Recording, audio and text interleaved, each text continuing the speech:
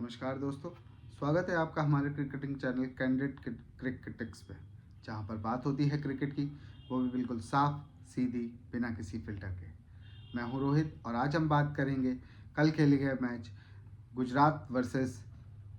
DC के बारे में, जो कि एक बहुत ही बेहतरीन रोमांचक मैच रहा, जिसमें गुजरात ने 1 रन से विजयी हासिल करी। तो इस मैच के किस तरह से रोमांचक भरी स्थितियाँ रहीं,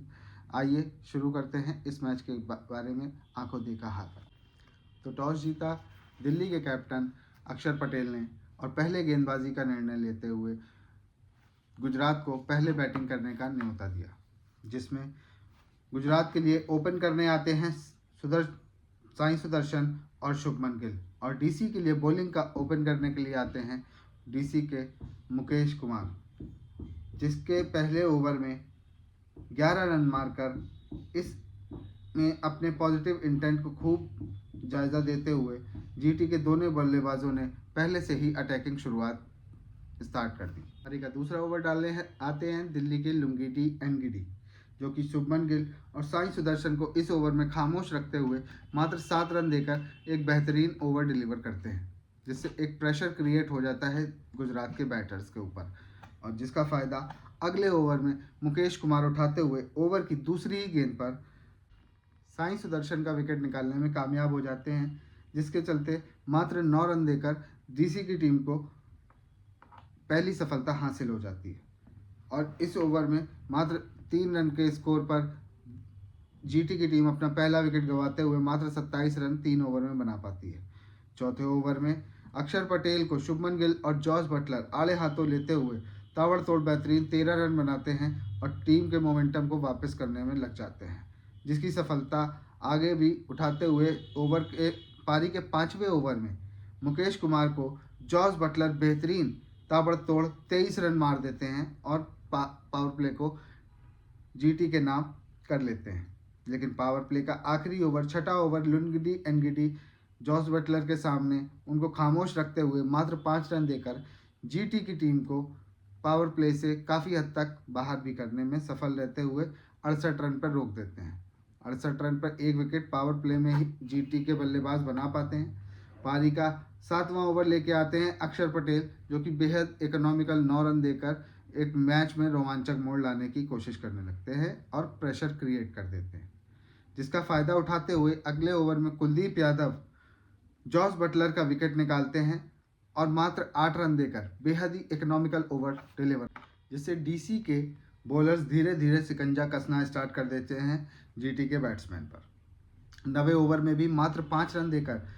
टी नटराजन एक बेहतरीन ओवर डिलीवर करते हैं और वॉशिंगटन सुंदर और शुभमन गिल को काफ़ी हद तक खामोश रखने में सफल होते हैं। लेकिन अगले ही ओवर में शुभमन गिल और वॉशिंगटन सुंदर बेहतरीन ढंग से कमबैक करते हुए कुलदीप यादव को 11 रन ओवर में बनाते हैं एक छक्के की मदद से, जो कि कमबैक करने की एक निशानी मानी जाती है। पारी के 12वें ओवर में ताबड़तोड़ 23 रन मारकर विप्रज निगम को टारगेट करते हुए शुभमन गिल और वॉशिंगटन सुंदर एक बेहतरीन नॉक खेलना स्टार्ट कर देते हैं, जिसके बाद वो रुकने का नाम नहीं लेते और अगले ओवर में भी कुलदीप को 9 रन मारते हुए अपनी मूविंग ओवर की शुरुआत कर देते हैं, जिसके बाद हर ओवर में 8 रन, 9 रन, 10 रन बनाते हुए धीरे धीरे पारी को आगे बढ़ाना स्टार्ट कर देते हैं। फिर आता है पारी का 17वां ओवर, एक मूविंग ओवर जिसमें कुलदीप यादव को टारगेट करते हुए शुभमन गिल और वॉशिंगटन सुंदर 2 छक्कों और 2 सिंगल्स की मदद से बेहतरीन 14 रन बटोर कर मैच में वापस आ जाते हैं। लेकिन ये काफ़ी देर तक टिक ना सका। अगली ही ओवर में लुंगिडी एनगिडी शुभमन गिल का विकेट निकालने में कामयाब हो जाते हैं और मात्र 3 रन देकर एक बेहद ही इकोनॉमिकल और विकेट डिलीवर ओवर निकालते हैं। लेकिन अगले ओवर में ग्लेन फिलिप्स और वॉशिंगटन सुंदर मिलकर बेहतरीन 13 रन मारकर टी नटराजन को भी बैकफुट पर लगा देते हैं।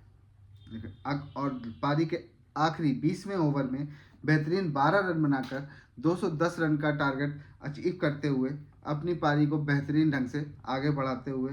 एक 211 रन का विशाल लक्ष्य डीसी के सामने रख देते हैं। अब बात करते हैं सेकेंड इनिंग की।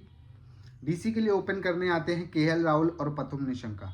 और जीटी के लिए ओपन करने आते हैं बॉलिंग में सिराज, पथुम निशंका बेहतरीन चौके लगाते हुए पहले ही ओवर में 3 चौकों की मदद से 14 रन बटोर लेते हैं और बेहतरीन शुरुआत करते हुए डीसी अपना पॉजिटिव इंटेंट जीटी के सामने शो करती है। लेकिन अपना अगला पावर प्ले ओवर लेकर जीटी की टीम के स्ट्राइक बॉलर कंगीशो रबादा आते हैं, जो कि मात्र 6 रन देकर एक बेहद ही इकोनॉमिकल ओवर डालते हैं और पावर प्ले मोमेंटम को वापस से जीटी की तरफ शिफ्ट करने की कोशिश में लग जाते हैं। मोहम्मद सिराज भी पारी का अगला तीसरा ओवर डालते हुए मात्र 7 रन देकर मोमेंटम को कैरी करते हैं और लेकिन पारी के चौथे ओवर में 5वीं बॉल पर केएल राहुल बेहतरीन छक्का मारकर ओवर में 9 रन बटोर कर अपने रनों की गति पे थोड़ा सा तेजी लगाने स्टार्ट कर देते हैं। लेकिन अगले ही ओवर में राशिद खान पारी का 5वां ओवर लेकर आते हैं, जो कि मात्र 4 रन देकर डीसी पर शिकंजा कसना स्टार्ट कर देते हैं। लेकिन अगले ही ओवर में पावर प्ले के लास्ट ओवर में जीटी के बॉलर अशोक कुमार को बेहतरीन ताबड़तोड़ 23 रन मारकर डीसी के Pathum Nissanka power play DC के नाम करने में सफल हो जाते हैं,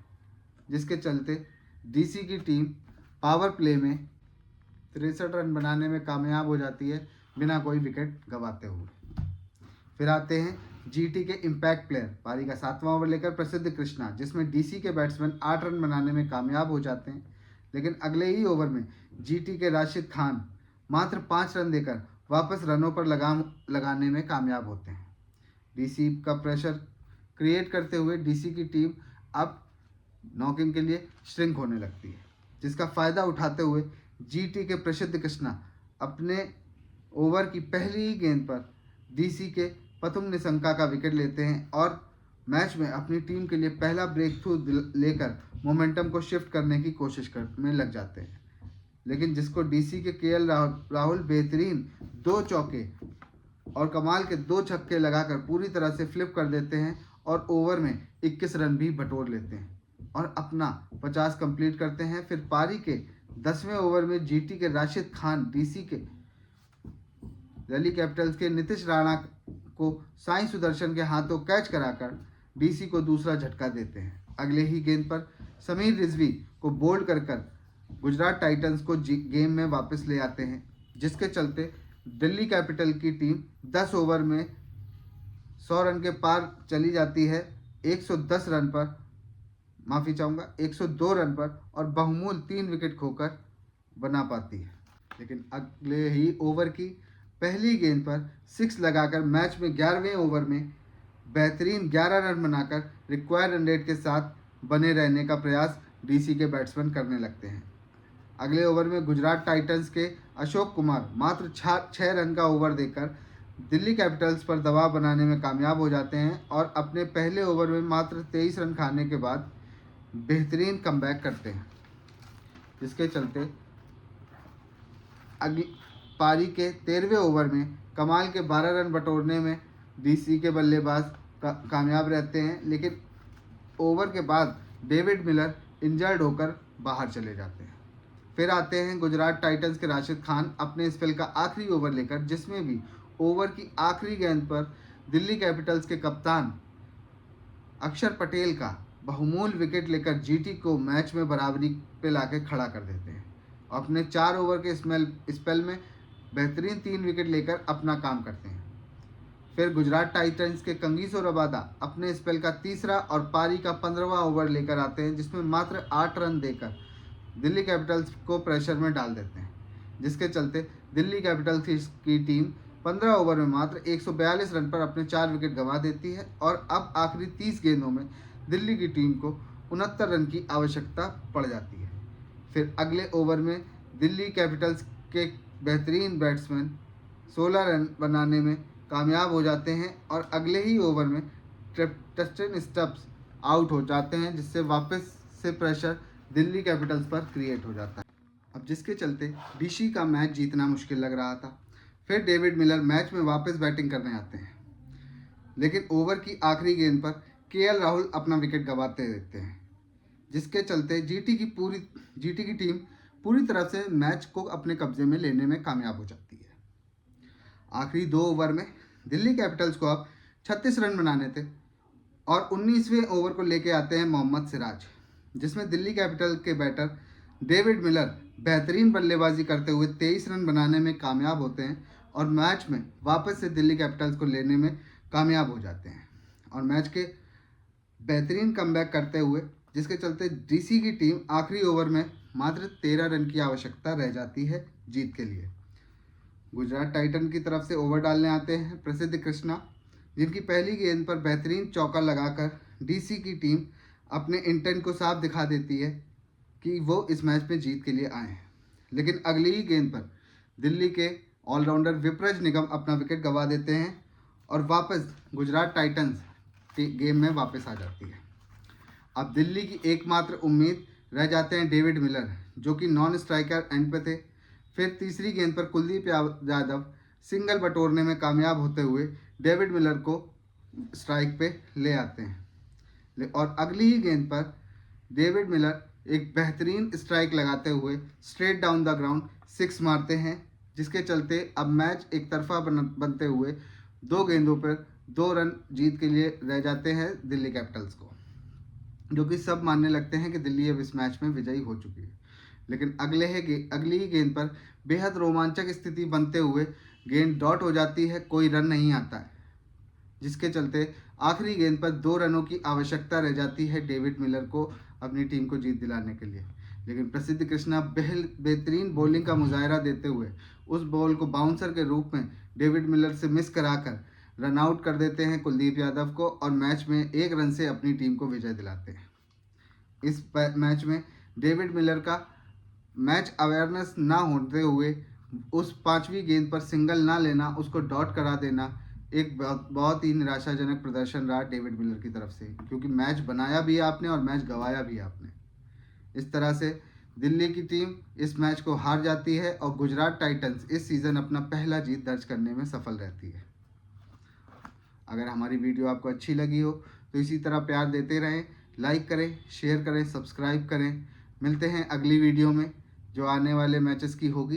तब तक के लिए जय हिंद, राधे राधे, नमस्कार।